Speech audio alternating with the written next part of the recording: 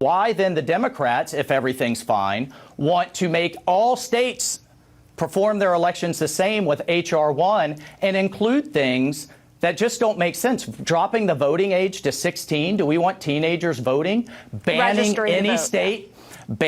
any state from requiring ID. I have to present an ID to get cigarettes or beer. We certainly should for the integrity of the vote. So if everything is fine, why are the Democrats cramming this? And I can tell you what's going on in Georgia is about politics. They're gaslighting these changes. They're gaslighting these improvements and fear-mongering, calling them racist, calling them Jim Crow, so that they can then justify getting rid of the filibuster and then cram through H.R. 1, well, which will make it the nation that's vote a big like stretch California. there. You heard the governor say like there was New York. A crisis of confidence in all these issues based on a manufactured lie that the election was stolen. There were multiple recounts in Georgia. I mean, both sides have their arguments about the bill. I just interviewed Gabriel Sterling, Republican, in the Secretary of State's office last night, and he conceded that, yes, I mean, had Donald Trump not lost Georgia, they probably wouldn't have done this.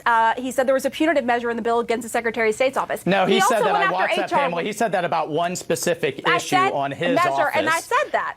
Right. I said that. One specific issue. But Gabriel and Kemp were the same officials CNN and the media and others were lauding when they pushed back on Trump. But now this is a crisis, and now this is voter suppression, and now this is racist. So I think there's a little bit of talking out of both sides of our mouth on this one. Well, and I'm not taking a certain position. I'm just looking at the facts here, and there are a record number of bills being passed through Republican legislatures, which they have the right to. Hey, they were elected into office. It's in the they have the right to do that.